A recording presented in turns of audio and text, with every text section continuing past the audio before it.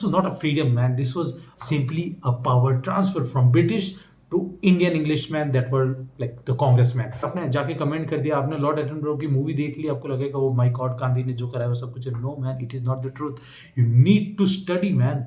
जय श्री राम दोस्तों, फाइनली मैंने आज रणदीप हुड्डा स्टारर स्वतंत्र वीर सावरकर देख लिए। जो मूवी है 22 मार्च को रिलीज हुई थी और इसके जो राइटर और डायरेक्टर वो रणदीप हुड्डा खुद है, जिन्होंने एक एक्सटेंसिव रिसर्च के बाद इस मूवी को बनाया और इसके में उन्होंने बहुत ज़्यादा मेहनत करी है।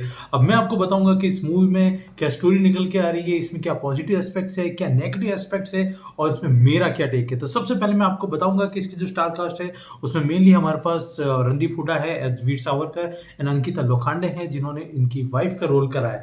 अब मैं आपको बताऊंगा इसमें जो स्टोरी है वो क्या निकल गई। जो मूवी है उसकी स्टोरी 2 पार्ट्स में है। जो फर्स्ट पार्ट है इसका हाफ का, उसमें आपको दिखाते हैं कि स्वतंत्र वीर सावरकर उनके अपब्रिंगी कैसे हुई, वो बड़े कैसे हुए, उन्होंने कैसे अपना जीवन एज ए स्टूडेंट निकाला और कैसे स्टूडेंट रहते हुए भी वो एक रेबल थे और कैसे एक स्वतंत्र क्रांतिकारी थे और वहां पे जाके उन्होंने बहुत सारी सोसाइटीज बनाई थी, सीक्रेट सोसाइटीज बनाई थी इन्फ्लुएंस होके अदर फ्रीडम स्ट्रगल से। और उसके बाद जो इसका जो सेकंड पार्ट है वो दर्शाता है कि जो स्वतंत्र वीर सावरकर उनकी लाइफ कैसी थी आफ्टर काला पानी की सजा।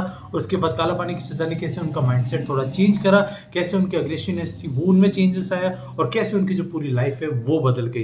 तो ये सारी जो मूवी है इन 2 पार्ट्स में मिली हुई है। अब मैं आपको बताऊंगा इसमें जो पॉजिटिव एस्पेक्ट्स हैं वो क्या है। सबसे पहला जो पॉजिटिव एस्पेक्ट्स है वो मैं बताऊंगा वो है इसका स्क्रिप्ट और स्क्रीन प्ले। यहाँ पर रणदीप हुड्डा ने बहुत ही अच्छा काम करा है स्क्रिप्ट लिखने में। उन्होंने स्वतंत्र वीर सावरकर के जो भी लाइफ के हाईलाइटेड पॉइंट्स थे उन सबको वहां पे दिखाया गया है। उनका जो स्क्रीन प्ले वो बहुत अच्छे से लिखा गया है, जिसमें बहुत अच्छे से जो डायलॉग्स हैं उनको इंटीग्रेट करे हैं। बाकी जो कैरेक्टर्स हैं उनके साथ उनका जो इंटरेक्शन है उनको किस तरह से इंटीग्रेट करा है वो बहुत अच्छा है।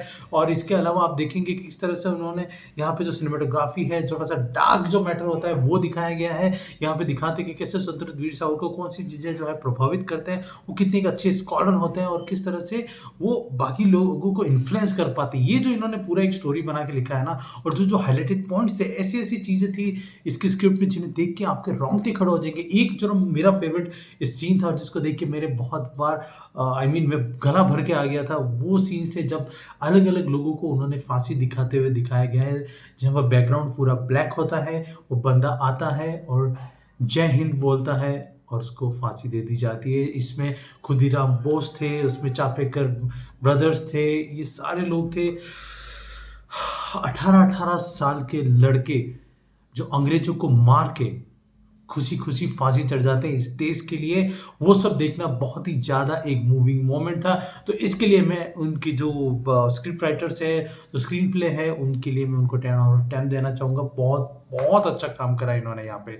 जो दूसरी चीज़ इस मूवी में सबसे अच्छी है वो है रणदीप हुड्डा। खुद रणदीप हुड्डा ने इस मूवी में जो परफॉर्मेंस दी है, आई वुड से उन्होंने अपनी लाइफ की बेस्ट परफॉर्मेंस दी है। यहाँ पे उन्होंने जो स्वतंत्र वीर सावरकर के रोल को पूरा से इम्बाइब कर लिया। यहाँ पे आप देखेंगे इस मूवी में तो वो रणदीप हुड्डा आप नहीं देखेंगे, आप देखेंगे कि वीर सावरकर खुद है उस मूवी में। जिस तरह से उन्होंने इस मूवी को, इस रोल को अपने अंदर निभाया है, जो बॉडी ट्रांसफॉर्मेशन है उनको, जो डायलॉग डिलीवरी है, जो रीज है उनकी आंखों में, जो उन्होंने आंखों से अपनी एक्टिंग करी है, वो सारा का सारा बहुत अमेजिंग है। स्पेशली जब आप उनका इंटरेक्शन देखते हैं बाकी कैरेक्टर के साथ, तब उनका जो पूरा स्टाइल है, जो पूरा का पूरा उनका नॉलेज है, जो टैलेंट है, वो खुल के निकल के आता है। तो रणदीप हुड्डा ने जिस बेहतरीन तरीके से इसमें काम करा है वो मुझे बहुत अच्छा लगा है। बॉलीवुड में बहुत कम ऐसे स्टार्स हैं जो इस लेवल का डेडिकेशन किसी एक रोल के लिए दिखाते हैं और इस मामले में मैं रणदीप हुड्डा को सैल्यूट करना चाहूंगा, जिन्होंने आज तक जितना भी काम करा है उनमें अपना 100% दिया है और वीर सावरकर में उन्होंने अपना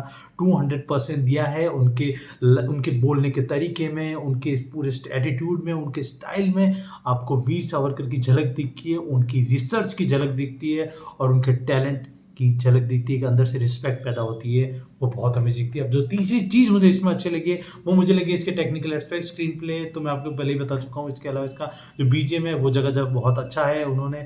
इसके अलावा जो इसकी सिनेमेटोग्राफी है वो बहुत अच्छी है। थोड़ा सा इन्होंने डार्क मोड इसको दिया है क्योंकि कहीं ना कहीं मेरे को लगता है कि जो इंडिया का जो फ्रीडम स्ट्रगल था, एक जो इंडिया के प्री इंडिपेंडेंस जो एरा था, कहीं ना कहीं एक डार्क मोड में था, एक अंधेरा था चारों तरफ, क्योंकि अंग्रेजों के काल में उन्होंने ऐसा कोई मौका नहीं छोड़ा जहाँ पे वो इंडियंस को परेशान कर सके, इंडियंस को मार सके उनके साथ जितना ज़्यादा ज़्यादती वो कर सकते थे उन्होंने करा है। और बेस्ट चीज़ जो इस मूवी में लगी उन्होंने वो सारा का सारा सच दिखाया है। उन्होंने कहीं पे भी मतलब ये दिखाने की कहीं पे भी किसी चीज़ को व्हाइट वॉश करने की कोशिश नहीं की। ब्रूटली ऑनेस्ट जो चीज़ होती है वो यहाँ पे उन्होंने दिखाने की कोशिश करी, तो इसके लिए मैं उनको दाद देना चाहूँगा। वो ब्रूटली ऑनेस्ट है हर चीज़ के लिए, चाहे वो उन्होंने महात्मा गांधी के बारे में दिखाया, उन्होंने कांग्रेस के बारे में बताया, जिन्ना के बारे में बताया, जवाहरलाल नेहरू के बारे में बताया, हर एक चीज़ के बारे में वो ब्रूटली ऑनेस्ट है। और यहाँ पे उनकी रिसर्च दिखती है, उन्होंने कहीं कुछ व्हाइट वॉश नहीं करा है। तो ये देख के मुझे बहुत बहुत अच्छा लगता है और इस चीज़ ने मुझे इतना ज़्यादा प्रभावित करा है कि मैं आपको बता नहीं सकता। अब जो चीज़ हो सकता है आपको इसमें अच्छी ना लगे, वो मुझे लगता है कि इसकी जो लेंथ है वो बहुत ज़्यादा है। 3 घंटे अराउंड की मूवी है। हो सकता है कहीं-कहीं पे आपको लगे कि यार बहुत ज़्यादा मूवी हो गई बड़ी, इसको थोड़ा-सा कट डाउन कर सकते थे, या फिर कई बार मुझे ये भी लग रहा था कि यार हो सकता था कि इस मूवी को वो और अच्छे से 2 पार्ट्स में बना सकते थे, जिसमें वो सावरकर पार्ट 1, जैसे कि विक्रम संपत की जो बुक है वीर सावरकर पे, उन्होंने 2 पार्ट्स में बनाई, वैसे ही इस मूवी के भी 2 पार्ट्स हो सकते थे, पार्ट 1 और पार्ट 2। उसमें वो स्टोरी को और अच्छे से निकाल पाते, 2-2 ढाई-ढाई घंटे की मूवी बनाते और जितने भी उनके एस्पेक्ट्स है वो सारे वो कवर कर सकते थे। तो यहाँ पे उन्होंने 3 घंटे में एक ही मूवी बनाने की कोशिश करी है और उन्होंने जो भी हाइलाइटेड पॉइंट्स थे उन सबको कवर कराया, चाहे वीर सावरकर के बच्चों की डेथ हो, उनके स्ट्रगल हो, उनके साथियों की मौत हो, फांसी के सीन हो, जितना सब कुछ होता है उन्होंने यहाँ पे इंटीग्रेट करने की कोशिश करी है। और स्पेशली जो सीन्स है जिसमें वीर सावरकर की प्रॉब्लम्स, वीर सावरकर का जो दुःख, वीर सावरकर की जो तकलीफ दिखाई गई है, जब वो काला पानी की सज़ा के दौरान थे, वो बहुत, बहुत ज़्यादा आपको भावुक करने वाला है और बहुत ज़्यादा आपको प्रभावित करने वाला है। मैं आपको कहूँगा अगर आप कमज़ोर दिल के हैं तो प्लीज़ ये मूवी आप हो सकता है ना देख पाएँ अच्छे से, तो थोड़ा-सा हिम्मत रखिएगा और देख पाइए। मूवी आपकी आँखें खोलने के लिए एक बहुत ही ज़रूरी मूवी है और इस तरह की मूवीज़ बहुत सारी बननी चाहिए। अब मैं कंक्लूज़न में यही कहना चाहूँगा कि आप प्लीज़ इस मूवी को देखने जाइए, इस मूवी को सपोर्ट कीजिए। We need movies like this, we need people who can make good movies on the real freedom struggle the real freedom fighters. क्योंकि मैं देख चुका हूँ, हमारी किताबों में हम देख चुके हैं कि बहुत सारे ऐसे वीर सावरकर जैसे बहुत सारे स्वतंत्रता सेनानी थे जिनको सही तरीके से कवर नहीं किया गया, उनके बारे में बात ही नहीं गई है। पूरा का पूरा जो जो पूरा जो इंडियन इंडिपेंडेंस का क्रेडिट है वो महात्मा गांधी और कांग्रेस को दिया गया है, लेकिन you do not know the real history, man. Until you read a lot of books, you would never understand the real history, why the English left us, why Britain had to bow down to India. You would never come to know. And this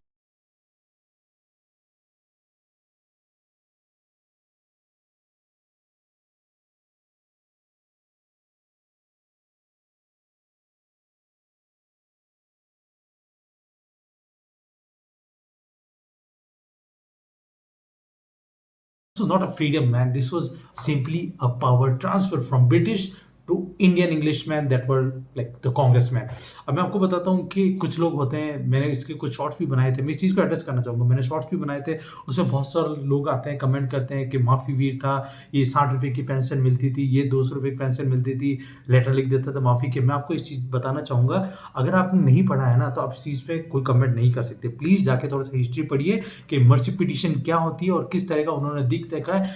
Mahatma Gandhi जो थे ना वो fort में, उनको वो jail होती थी ना तो उनको ये नज़रबंद करा जाता था, उनको फोर्ट में रखा जाता था। जवाहरलाल नेहरू को एक फोर्ट में रखा जाता था जहाँ पे उनको दिन में अखबार पढ़ने को मिलता था, नाश्ता मिलता था, खाना मिलता था। उसमें भी जवाहरलाल नेहरू के पिता जो मोतीलाल नेहरू थे उन्होंने मर्सी पिटीशन लिखी थी अंग्रेजों को, जब उनको जवाहरलाल नेहरू को सिर्फ 9 दिन के लिए जेल जाना पड़ा था, तब उसके पिता ने एक मर्सी पिटीशन लिखी थी जहाँ पे आप देखेंगे आपको पता चलेगा किसने क्या माफ़ी मांगी थी। महात्मा गांधी के लेटर्स उड़ा के पढ़िए, आपको पता चलेगा कि क्वींस के लिए कैसा करते थे। महात्मा गांधी की आप खुद की लव स्टोरी पढ़िए यार। अगर आपने माई एक्सपेरिमेंट से ट्रुथ नहीं पढ़ी है तो आपको कोई हक नहीं बनता है कि आप इस चीज़ पे कुछ कमेंट करें। आपको पता है कि गांधी जी का क्या रोल था इस स्वतंत्रता संग्राम में, उनकी खुद की बातें लिखी है ना, आपको पता चलेगा क्या था क्या नहीं था।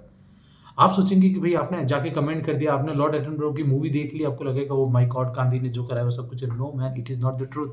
You need to study man. यहाँ पे आप देखेंगे कांग्रेस जो है उनका गठन एक सेफ्टी वॉल्व हुआ था कि जब भी देश में कोई बहुत बड़ा प्रॉब्लम होगा, जब बहुत सारे लोग इकट्ठे हो जाएंगे अंग्रेजों को बाहर निकलनी है, तब कांग्रेस आएगी, उस जो पूरे मूवमेंट है उसको हेड करेगी और मेक श्योर करेगी कि सारा का सारा मामला ठंडा हो जाए। महात्मा गांधी की आप किताब पढ़िए एक्सपेरिमेंट ट्रुथ, जिसमें वो बताते हैं कि कैसे जब असहयोग आंदोलन चल रहा था तब वो कहीं पे कुछ कर नहीं रहे थे, वो आराम से टाइम पास कर रहे थे। उसके बाद असहयोग आंदोलन में आए, उन्होंने हेड करा और उसको डिफ्यूज कर दिया। उसके बाद जो भी भारत छोड़ो आंदोलन था, उस सेम चीज़ देश भर में वो बवाल चल रहा था। उसके बाद महात्मा गांधी कुछ नहीं कर रहे थे, अपने आश्रम में बैठे टाइम पास कर रहे थे। उसके बाद जैसे ही थोड़ा सा बवाल बढ़ा, आए, उन्होंने हेड करा और भारत छोड़ो आंदोलन को भी उन्होंने डिफ्यूज कर दिया। ये काम था उनका। तो please read some history and then make comments on Veer Savarkar. You do not know what that man had to go through to bring India independence. You do not know what he had done for the country. I'm really angry, guys. I'm sorry, but that was the video, guys. You must give it a watch. It is an amazing movie. Thank you so much for watching. अगर आपको ये video अच्छा लगा है तो please इसे like कीजिए, इस चैनल को सब्सक्राइब कीजिए, इस तरह की वीडियोस को देखते रहिए, अपने दोस्तों साथ शेयर कीजिए। और अगर मेरे लिए आपकी कोई सजेशंस है तो प्लीज़ वो भी मुझे कमेंट्स बॉक्स में देते जाइए और मुझे बताइए कि आपके इस मूवी को लेके क्या विचार है।